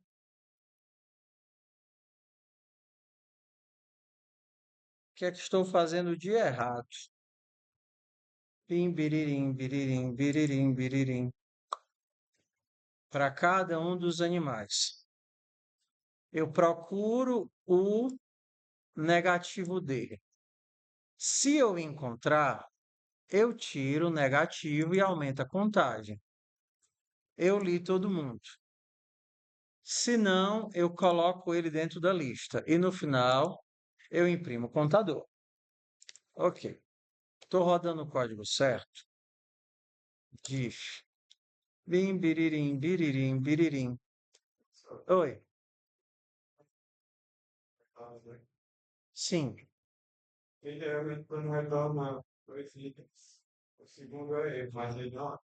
Não, aqui não é erro. Aqui é booleano. Eu acho. Ó. Por exemplo, aqui tá vendo? É um booleano. Isso daqui é booleano, quero que eu armazenei aqui. Só para ter certeza. O primeiro aqui é inteiro, aí o segundo é booleano. Ok, o que é que eu estou errando? Para cada um dos animais. Será que eu estou lendo certo? Bora debugar. fmt.print. Print do animal. É para eu estar percorrendo todos os animais aqui. Deixa eu travar a execução só em um. Aperta aqui o U para travar só nesse. E a gente vai rodar só esse. 0, 1, 2 e 0. Que é isso? Ah, tá, errei. Cara, até a gente se acostumar com isso. O primeiro valor é o índice e o segundo valor é o elemento. Lembra disso? Égua. Primeiro valor é o índice. Eu não quero o índice, eu quero o elemento. Então, agora sim. O índice não me é importante, o elemento é importante. Beleza. Destravar e rodar tudo. Blim, blim, blim. Sossegue, você não é um impostor. Bora pro próximo. O próximo é o das figurinhas. Figurinhas é a mesma coisa. Figurinhas é a mesminha. Figurinhas é até fácil. Figurinha é muito fácil. Ó, vou mostrar para vocês como figurinhas é fácil. É isso. Bora de novo aí. Como é, minha? Como é que faz aqui o package main? Main é assim? Import FMT. É tão legal ele fazer os imports sozinho. Function main. É assim, né? Não, tem que ter os abraços. Abraços. Abraços. Bora lá, Baruel. Baruel é bem facinho. Baruel tem mais testes ou não? Deixa eu ver. Baixar. Não, é só esses mesmo. Vamos lá. Então, a primeira coisa é a quantidade de figurinhas e o segundo são as figurinhas. Essa informação pode ser guardada no mapa ou precisa de uma lista?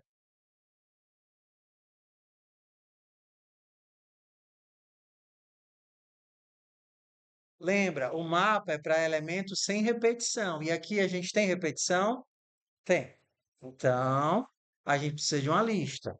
var qtd, que é um inteiro, fmt.scan, endereço de var, não, endereço de qtd.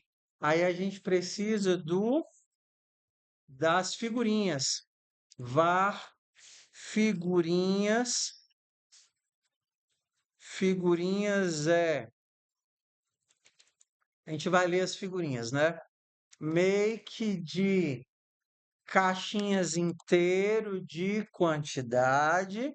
E a gente vai ler as figurinhas para ir em range de quantidade.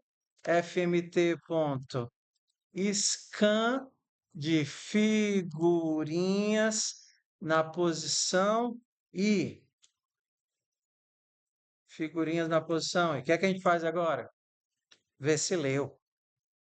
Print LN figurinhas. Nunca tente print fazer um código que você não sabe se você leu certo.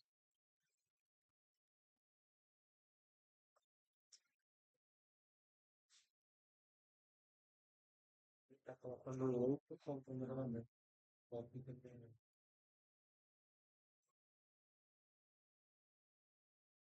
Foi que eu fiz errado.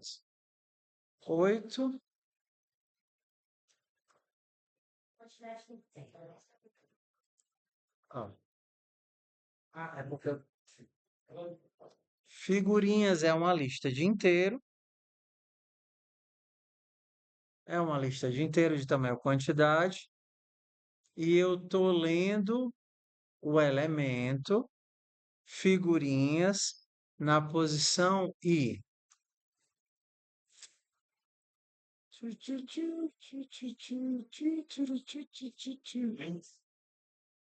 O índice? Não, mas aqui ele vai ser de 1 até quantidade. Figurinhas na posição I. Figurinhas é o inteiro. Ah, tá. É porque comeu uma parte da informação. A primeira é 5, é o índice máximo das figurinhas. São dois valores, a gente estava comendo só o primeiro valor. Ou seja, as figurinhas vão de 1 até 5. Entendeu? Por isso que tem que ler, ó. Então, o primeiro aqui é o IDX, o índice máximo. Então, a gente vai ler o índice máximo e a quantidade. São dois valores que é para ler. Tudo bem. Como eu não vá, agora sim. Ó, pronto, tá vendo? Ó? Então, não tente fazer antes de ter certeza que você leu direito. Então, vamos lá. Qual é a primeira coisa que ele quer agora? Ele quer o quê? As figurinhas repetidas. Como é que a gente calcula as figurinhas repetidas? Você pega as figurinhas e aí você começa a dividir as figurinhas em dois grupos. Figurinhas sem repetição e figurinhas repetidas. Não é assim ou não? Beleza? Então você pega as figurinhas todas e começa, figurinha por figurinha, pega, joga num grupo figurinhas sem repetição e figurinhas repetidas. Só que para fazer as figurinhas sem repetição, a gente pode usar o quê? Um mapa. Vambora? Então vamos lá. Então eu vou chamar de únicas. Únicas é um mapa de inteiro para o outro valor seria irrisório, mas para não ficar usando um struct vazio, eu vou colocar booleano, só para ficar mais fácil de ler, tá? Então a gente vai construir aqui, make. Tudo bem? Plim, plim, plim. Eu desço esse negócio que sobe na cara da gente. E agora eu preciso dos repetidos, né? Repetidos tem que ser uma lista, porque eu tenho que armazenar na ordem que eles aparecem. Então, repetidos é uma caixinha int, de tamanho eu não sei, então vai começar com 0 mesmo. Agora a gente faz o laço. Para cada uma das minhas figurinhas, se ela não está na lista das únicas, eu coloco na lista de únicas. Se ela já está em únicas, então eu coloco nas repetidas. Ok? Então, bora lá. Para cada, não vou errar aqui, né? Para cada índice, valor em figurinhas. Eu não quero o índice, eu quero só o valor. Para cada índice valor em figurinhas, quero saber se ela já está na lista de únicas. Então, eu vou verificar se ela está na lista de únicas. Tem esse valor? Bora lá. Estou perguntando, únicas tem esse valor? Se tiver esse valor, se esse valor está nas únicas, então eu tenho que jogar isso nas repetidas. repetidas recebe append de repetidas, ponto, valor. Se não está na lista de únicas, então eu coloco na lista de únicas. Únicas da posição valor recebe true. Agora eu já tenho todas as figurinhas repetidas. Faltou aqui o range. Bora ver se eu tenho as figurinhas repetidas. fmt.print de repetidos. O que é que eu estou errando? Blim, blim, blim. 2 pontos do meu ódio. Repetidas. Repetidas. Para todas as minhas figurinhas, lembrando que é índice, valor. Verifico se ela está na lista das figurinhas que são únicas. Se ela está, ou seja, se eu já coloquei essa figurinha na lista das únicas, então essa que eu estou analisando vai para o final da lista de repetidas. Se ela não está, então eu coloco na lista das figurinhas únicas. Então vamos ver aqui se repetida está ok. Repetida está ok. Ah, aqui é porque eu estou imprimindo o vetor de novo, né? Mas está aqui, ó. 1, 1, 1, 2. Que são as repetidas. O que é esse breguesto de baixo? Ah, o que falta. Então, o que falta também é fácil, né? Aqui é quais faltam ou quantas faltam? Quais? Então, eu vou precisar criar uma lista de faltantes.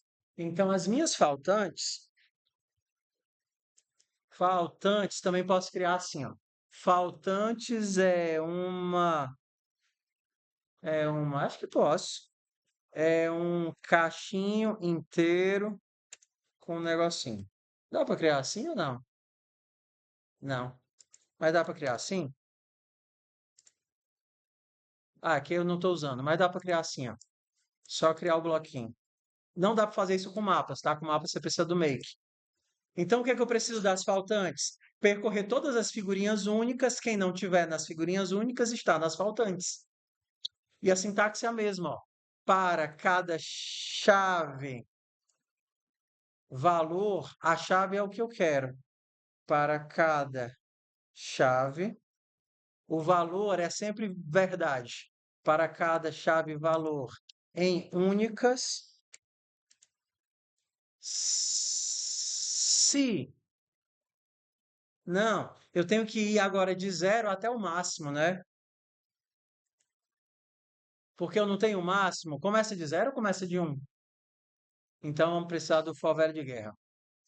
Para ir começando em 1 e menor ou igual a índice máximo e mais.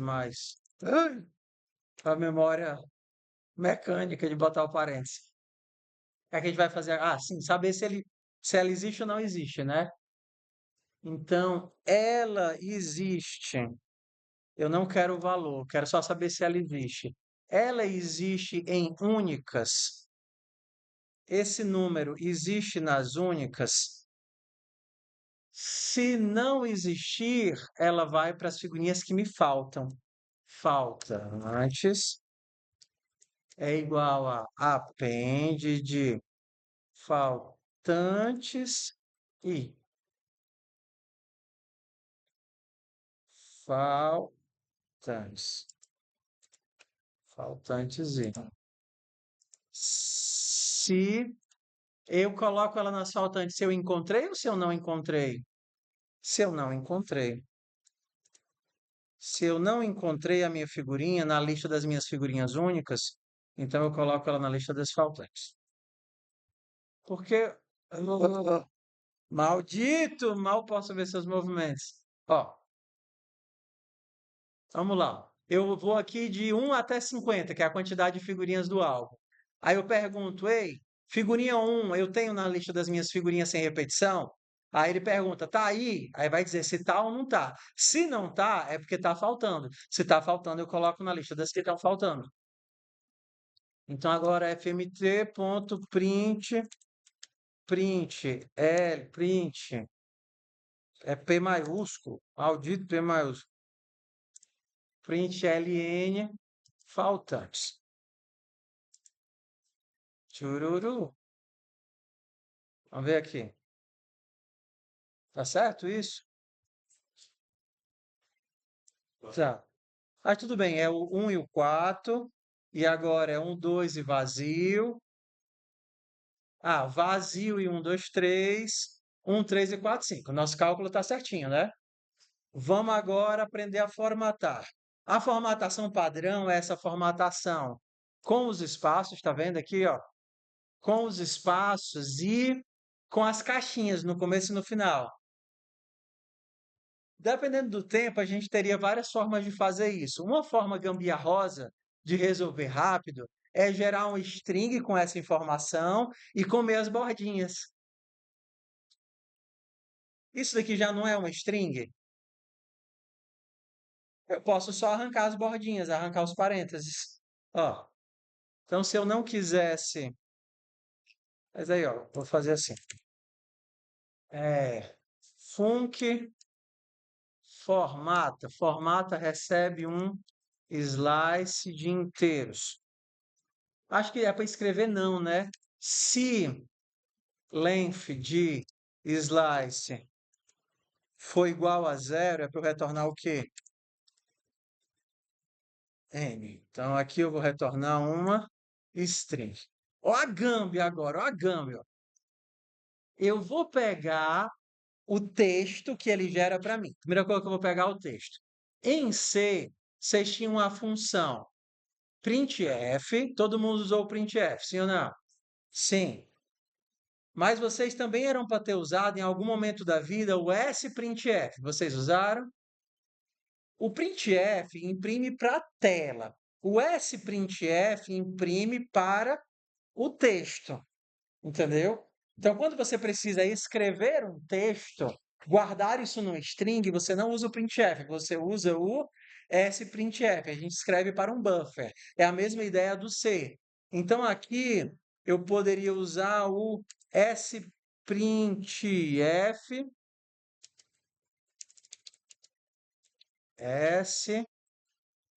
sprint ou sprintf para escrever o meu slice para um texto. Slice para um texto. Vou fazer em etapas, tá? Tá aqui o meu texto. Então você tem que imaginar que isso agora é a string, aquela string com caixinha, os números dos elementos e a outra caixinha. Tudo bem? Será que eu consigo fazer assim? Nunca nem prestei atenção. Eu consigo pegar só um pedaço do texto, como se fosse do 1 até o length de texto menos 1. Será que eu consigo fazer do... Ó, ignora o primeiro, tá vendo? Ah, vocês nunca viram isso não, né? Bora lá. Ah, meu pai.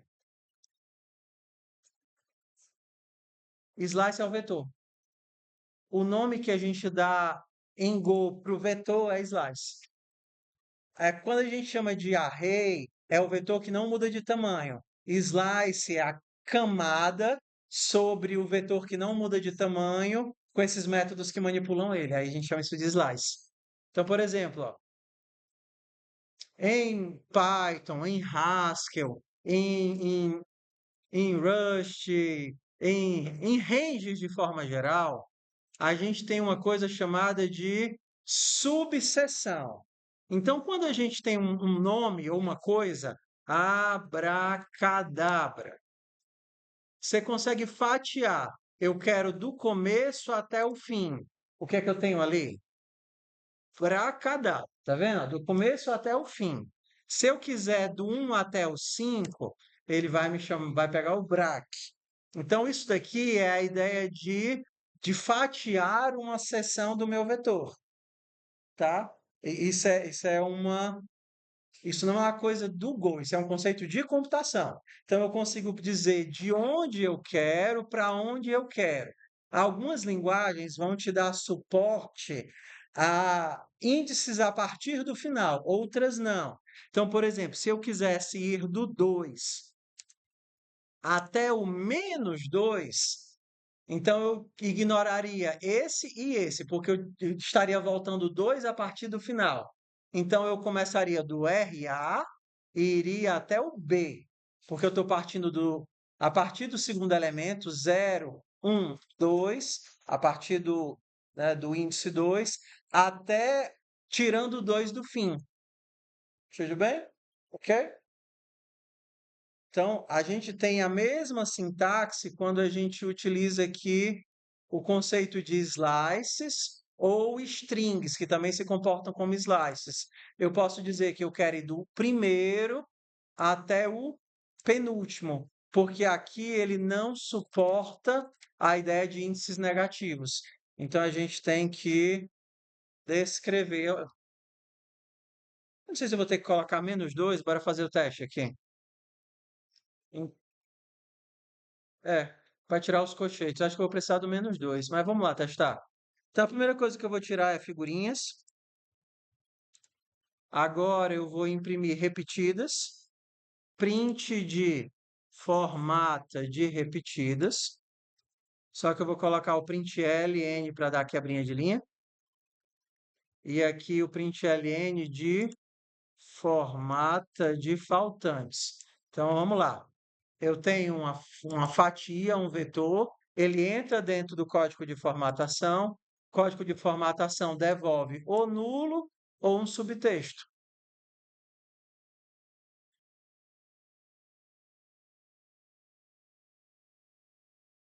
Blim, blim, blim, blim, blim.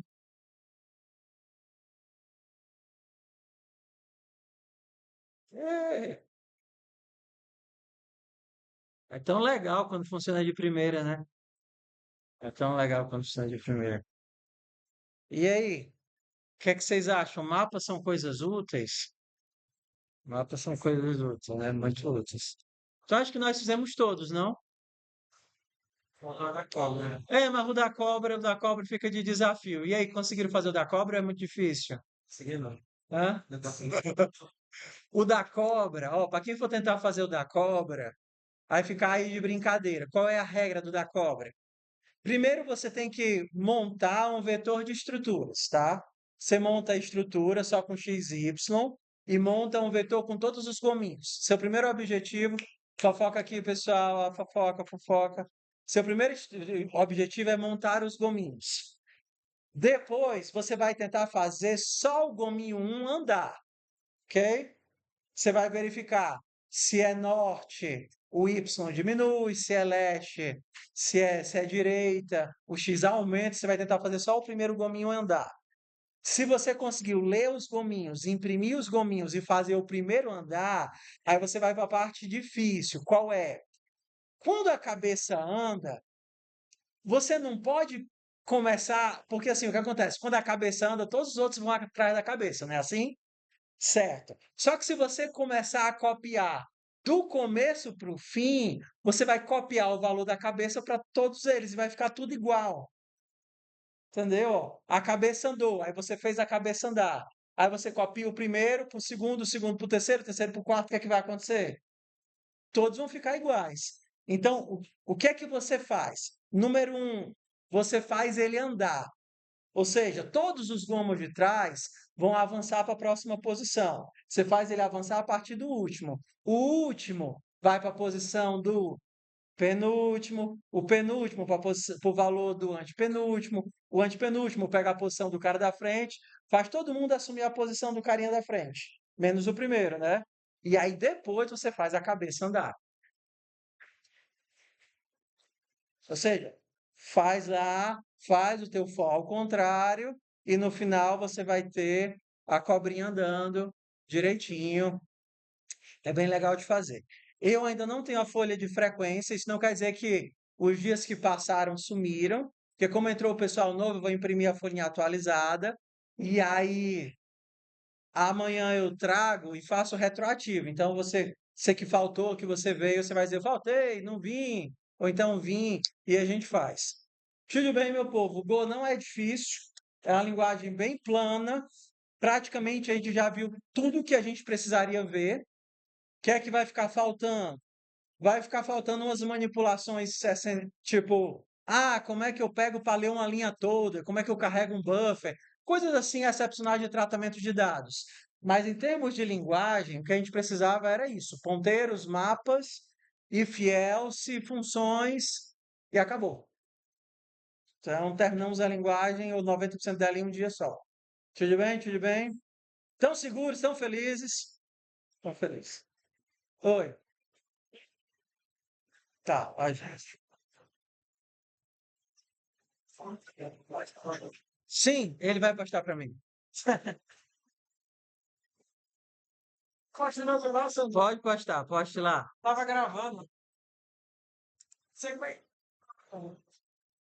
Como então?